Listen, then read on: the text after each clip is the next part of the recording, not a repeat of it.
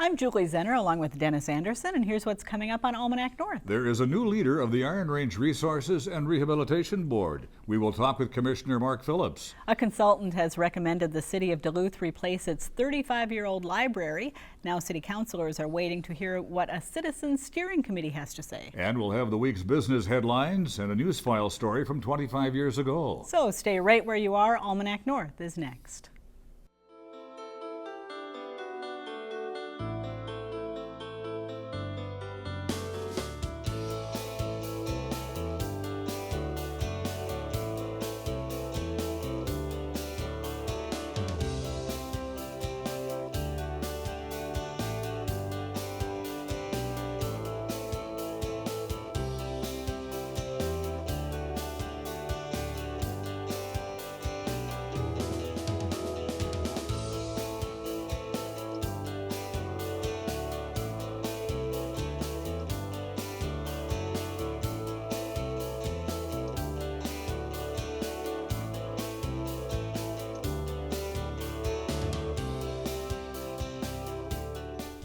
Hello and welcome to Almanac North. Thanks for watching. This week's show was recorded Wednesday, so our production crew could prepare for this weekend's symphony broadcast. And we'll have more on that just a little bit later, but now here's Denny with our first guest. All right, thank you very much, Julie, and welcome everyone. Well, the Iron Range Resources and Rehabilitation Board was created by the state legislature way back in 1941. Now, nearly 75 years later, the role of the IRRRB continues to be to stabilize and grow the economy of northeastern Minnesota. And this month, a new leader takes over at the unique state agency. Joining us is Mark Phillips, the commissioner of the IRRRB. Mark, welcome. You're no stranger to the agency. You're no stranger to the Iron Range. Tell us as we begin now, what major challenges do you see for the agency?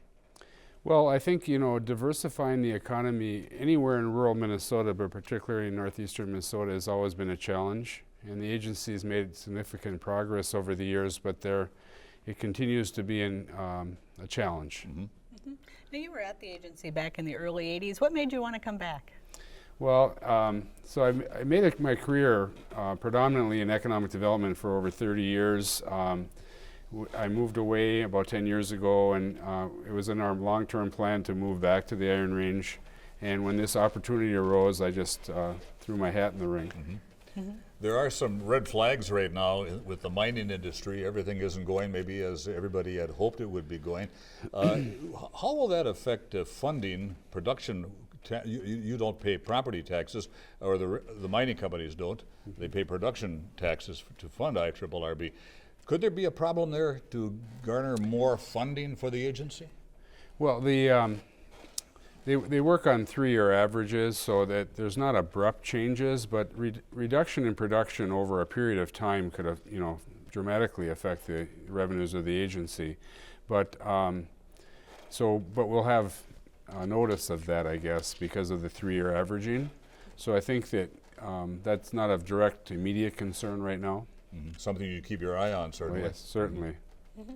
Now, you've had a broad range of positions Mm-hmm. over your long career in economic development, both in the private sector and in the public sector. Right. How does that experience kind of shape the way you think you're going to approach this position as commissioner? Well, so my history has been in business finance, so I probably can add more value in that particular area as they come to the agency, where other commissioners have had different kinds of experiences and they added a lot of value. I know Commissioner Surdich was working on workforce development and education, for example, and he started some new initiatives and things like that. I'm probably more of a deal maker, so I'm more interested in that area, but we're not going to ignore any of those areas. Community development, working with our local communities, workforce development, and of course the business, establishing and creating jobs. So, Has the economic development climate changed quite significantly over the 30-some years that you've been involved in the region? In good ways and bad ways. I mean, the rural Minnesota has struggled.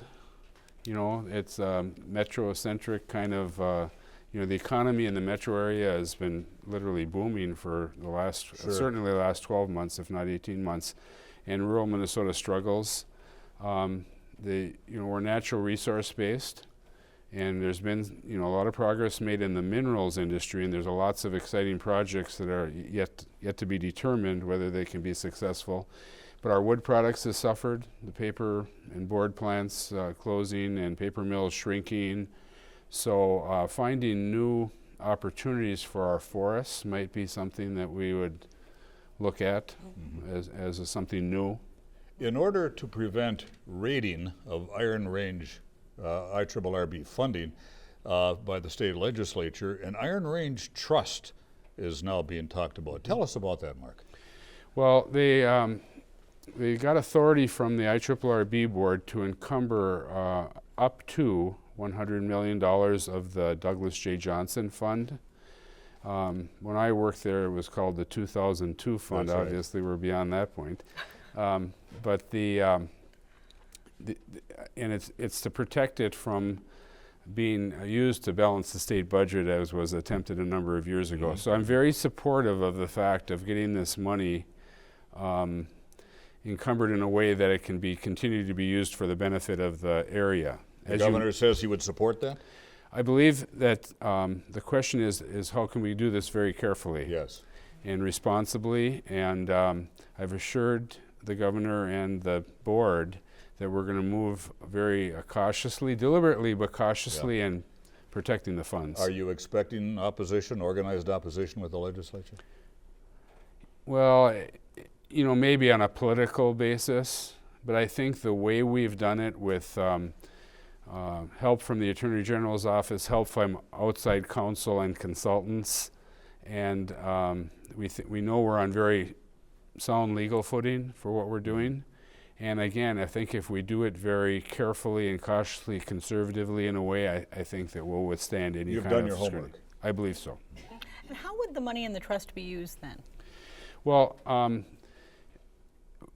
we anticipate we'd use some of the earnings of the trust on a short-term basis to supplement our job creation fund, the money we use for job creation.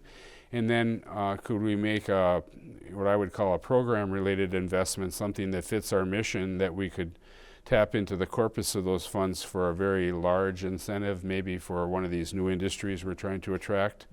So all the projects would be vetted very carefully, and go through a process, and we will have trustees, obviously, so this won't be a decision point by any individual. So you'll be working really, it sounds like then, with two money sources, one from the trust and one just from the IRRRB. Correct. What do you think you'll focus on during your first year or so? Well, some areas that I have interest in is biochemistry. So chemicals from plant or biomaterials, trees, wood waste, agricultural waste. And Minnesota has a unique position in the country of having, it's where the forest meets the prairie. So we have a biggest concentration of both wood and agricultural waste in that combination than anywhere in the country. Yeah. So we should be, and a lot of the technology has been developed here. So we think exploiting it here would be something that would be really good for job creation, activate our loggers again. It's sustainable business, it's a green business, so it's good for the environment as well as the economy. So, Mark, you've also worked in the private sector. How will that help you as Iron Range Commissioner? Well, I noticed it when I worked at the Department of Employment and Economic Development that if you've been in the private sector, you get a little bit different respect from the business people you're dealing with. They know you've been there. So I think that can help. I've had a very interesting career that I think I can use to open a lot of doors that maybe a typical state worker or a public employee wouldn't have the opportunities to open the same doors.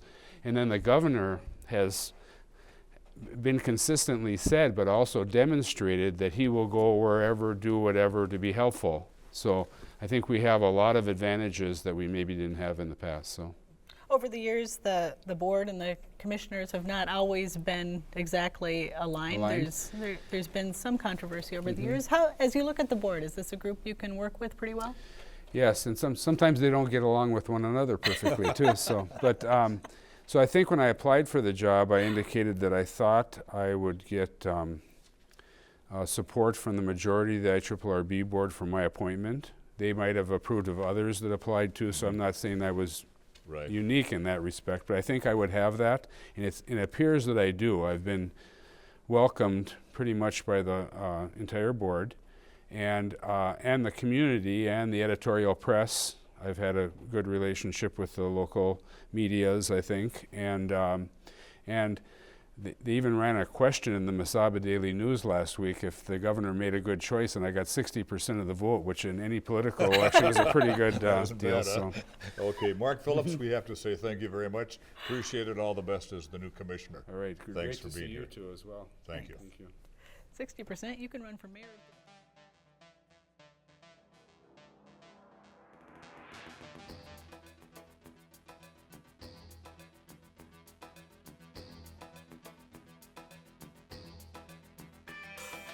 Now, let's dig into our news file archive for a look at what was making news 25 years ago this week. When the Broncos and 49ers take to the field here in New Orleans Sunday, Dennis and Phyllis Leschisham will be in the Superdome to witness it. And for Dennis, it was as easy as filling out a Super Bowl sweepstakes entry form at the Duluth Holiday Inn last fall. Filled it out. 10 days later, I get a phone call from Memphis, Tennessee. Holiday Inn, their main headquarters, and he said, you won a trip for two to the Super Bowl in New Orleans. And this is way back in September, and I thought, no, you can't. You're kidding me. There's no way I could have won. But he did, and when his name was announced on Monday Night Football, reality set in. The night they announced his name on Monday Night Football, got calls from friends all over the country because, I mean, how many Dennis Leschishams in Duluth, Minnesota could there possibly be? Dennis was one of only 12 winners nationwide to win the 5-day all-expense-paid trip, compliments of the Holiday Inn. You see a zillion contests, but do you ever really know anybody that won or actually win yourself? I mean, that's incredible. The only ones who might not think it's so incredible are the Leschishams' 4 kids, who, like most of us, will be watching Sunday's game on television. Stacy Scheibel, KDLH News.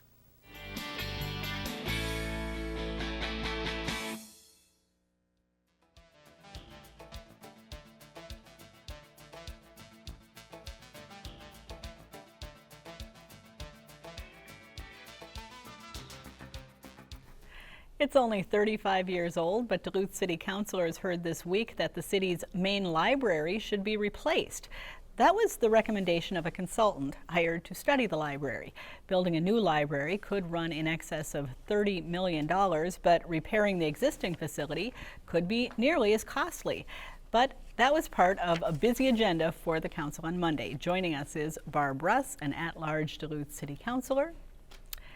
Zach Filipovich is also an at-large city councilor. And Sharla Gardner is a city councilor representing Duluth's 3rd District. And thanks to all of you for coming in. Appreciate it. Councilor Russ, what are your thoughts about the consultant's report on the library? Well, you know, we just received that report on Monday, and it was full of information. They really did a thorough job of looking at both the West Duluth Library as well as the main library downtown. And as you stated, it's going to be pretty costly whether we tear that down and build something else on that site or at another site, or try and rehab that building downtown. I'm wondering if taxpayers aren't thinking, it seems awfully odd that a building can't last more than 35 years in this day and age. Yes, Sharla? it does. It seems, it is very unfortunate that, in fact, the building was built, as the consultant described, to 1960s and 70s standards, even though it was built in 1980. And they just did not build buildings with the same practical needs in mind in terms of energy, in terms of light, in terms of this particular building is extremely impractical. And one of the factors that was pointed out that really struck me on Monday was that the building loses enough heat to actually heat 29 regular residences in Duluth. And that's really shocking when you think about that. And in order to bring it up to speed, the cost is many millions of dollars. And so just to get it up to the point where it would be okay Should taxpayers fear that a new building would be built at 2015 standards? Because we really can't see the future, where 35 years from now they'll have to tear down that library because things are so different 35 years from now. Well, that was one of our questions, and when we were asking the consultants, you know, is this going to be a common practice where buildings only last 35 years? And you know, they're not the builders, but when we do build a building, we do want it to last 100 years. And I think that's the mentality that we all should have when we're thinking about this. We want to be able to save energy, which in turn saves money. We heard on Monday that, as Sharla alluded to and said, $74,000 per year is lost due to the poor heating system and poor insulation of that building currently. So saving energy will save money in the long run. And as long as Sharla? I would just add one more thing, and that is if we want to have a building last 100 years, it has to be properly maintained. And one of the issues that we are dealing with now is the fact that our buildings, our public and city buildings, have not been properly maintained. And this has been, you know, infrastructure problems throughout the city, but our buildings have suffered a lot. Do we have the money to maintain? Well, we can't not maintain them. The fact is that you save money by maintaining your building, and because maintenance was deferred, then of course it becomes more expensive, as we all know, even with our own homes. One other issue with the downtown library is it was built with all of these columns. it was called a forest of columns. And which makes it very difficult to rearrange your use of the space. They're permanent. And so that's the problem. And of course, things have changed quite a bit in how libraries are used because of technology. And we want to be able to do that. It's very difficult to do that with that building.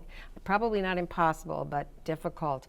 And then we're dealing with the West Duluth Library as well. That was also part of what the study was. And so that one I think more has to do with the just the deferred maintenance as opposed to even considering tearing that building down, as far as I can see from the report.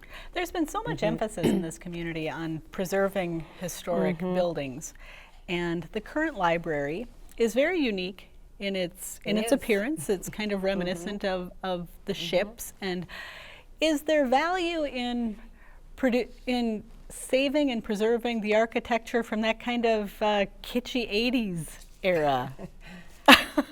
Well, I think possibly at some point in the far off future that could be, but as far as the building being unique, it's certainly unique in the way that it loses energy. And so I think that's one thing to consider. It's certainly unique in the way that we are not able to adapt the building to the changing needs of the community. And that's one thing that I think we should take a look at. One of the objections that people had originally to the building being built, you may recall, was the fact that it completely blocked off the beautiful Normandy architecture of the St. Louis County Depot.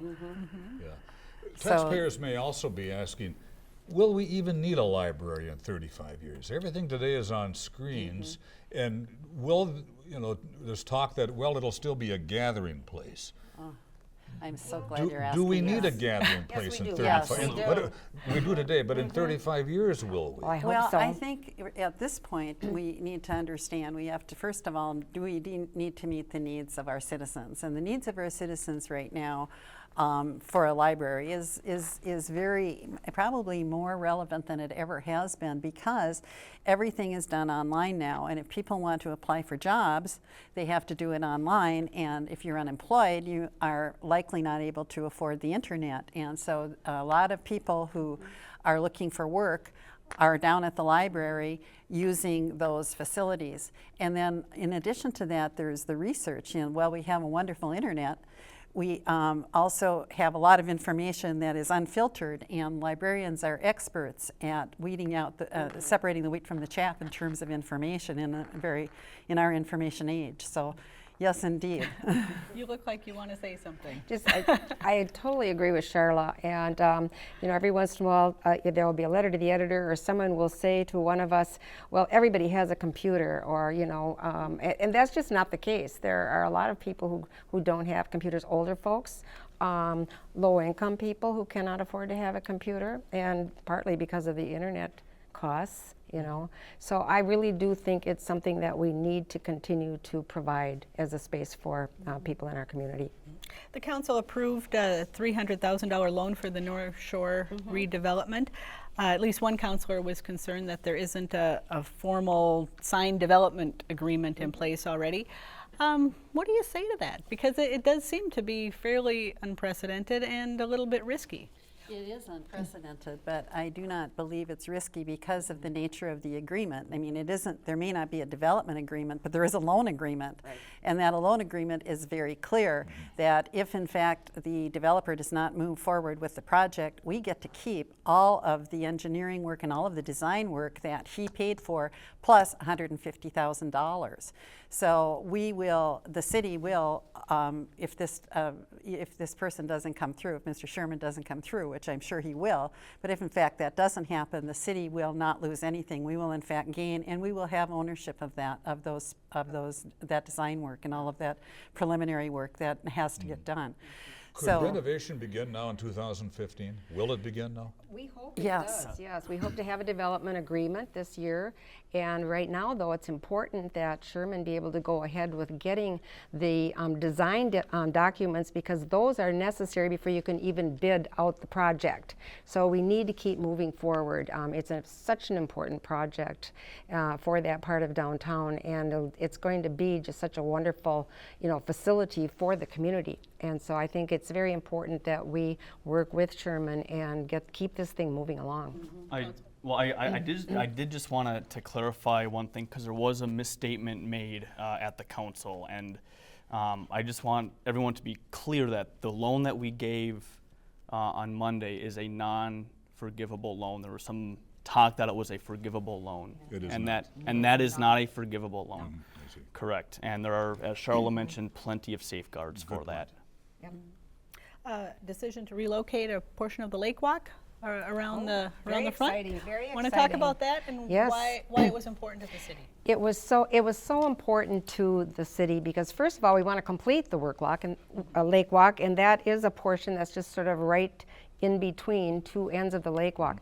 It also has just created a lot of bad feelings around that part of the lake walk, that part of Lake Superior that we all love to see. Describe where exactly that is. That's between about 20th Avenue East and 26th, and actually a couple blocks beyond that as well. So it's that area where the Ledges townhomes were built, Right. and then the Beacon, the condos were built. And so we want to connect those two. There's you'll probably recall the path that was built by volunteers a number of years ago in front of the Ledges. And that actually, hopefully, will even be upgraded a bit. And what was so wonderful about this task force is they had a representative of the people living at the Ledges as well as in the Beacon development, and other people who were just so willing to give up So their time Barb, for there is that. a narrow strip of land there in front of the buildings It then? would be Between right, the lake and the right, buildings? in front of the lake, in front of the Beacon, the development. There is going to be just a pedestrian path. So that'll be nice. Yes. Because the pedestrian path and then the bike path will be separate, and the people will still have access to the lake.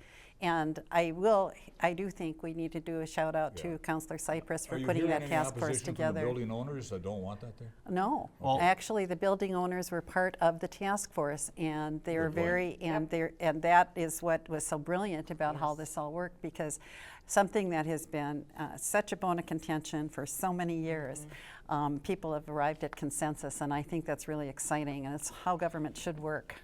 Councilor Filipovich, at least two councilors running for mayor right now. Has that changed the dynamic on the board? Well, no, I think we're all professional when it comes, we leave the politics at the door when we walk into those chambers, and we're there to do the work of the people. And I think everyone, and it might even be especially the two councilors that are running for mayor, that's even more in their minds. that they're here to do professional work and not campaign. Any announcements by the rest of you tonight? No, but I did want to tell you that the NLX board just met, and it is a shovel-ready project. We're ready to go as soon as the funding is available. We had Congressman Nolan's representative there to inform us that Congressman Nolan is on a very key subcommittee with regard to this moving forward. This is the train between Minneapolis. The train between Minneapolis and St. Paul, and we're taking the time to do it right, but this project is very much alive and running, and we're looking forward to everybody getting on board. Late breaking Pun report. intended. Thank you. All right. Thank you, councilors, for coming in. Good luck with your work. Thank you. Appreciate it.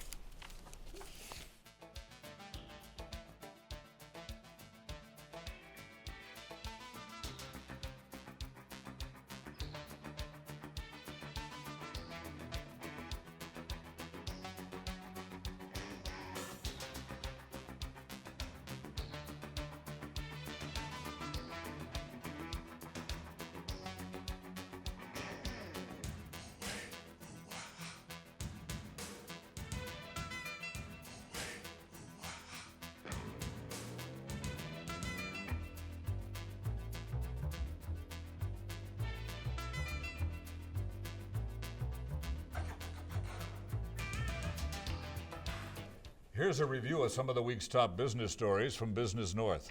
Cliffs Natural Resources, which owns or manages 5 regional taconite mines, has suspended its stock dividend and will redirect the money toward repaying debt. Like many mining companies, Cliffs is facing an oversupply of taconite pellets on the market, which has sharply reduced the price steelmakers are willing to pay. Since 2013, Cliffs has shuttered its Duluth office, written down its assets by $6 billion, and closed 2 Canadian mines. One of those mines at Bloom Lake in Quebec has been on the market but hasn't sold. It was placed under bankruptcy protection on Tuesday. Duluth-based Elite is expanding its holdings with the purchase of U.S. Water Services Incorporated for $168 million. Based in St. Michael, Minnesota, U.S. Water serves more than 3,600 industrial customers nationwide by helping them reduce water and energy use and improve efficiency. The acquisition is consistent with Elite's strategy of buying companies that complement its core energy business, according to President and CEO Al Hodnick. He said the company seeks to increase its earnings by 5% each year. Well, 2 airports intend to honor the late Congressman Jim Obistar, who championed transportation during his lengthy career in the House of Representatives. The Duluth International Airport Terminal will be renamed in his memory, and the Range Regional Airport will erect a display in its new passenger terminal to honor the Chisholm native. As chair of the House Transportation Committee, Obistar played a pivotal role in funding the $70 million Duluth Passenger Terminal project. He completed 18 terms in Congress and died last May. For more on these and other stories, visit businessnorth.com. If you have a comment on our show, now is the time to call. Dial 218-788-2849 to leave a message or send an email to almanacnorth@wdse.org. And look to the WDSE website for the latest program information, for updates on your favorite local shows, and news and events right here at the station. And Denny, if you're a classical music fan, you'll want to tune in for Saturday night's broadcast of the Duluth Superior Symphony here on WDSE. If it's anything like the past, we've seen a lot of symphony shows here on Channel 8.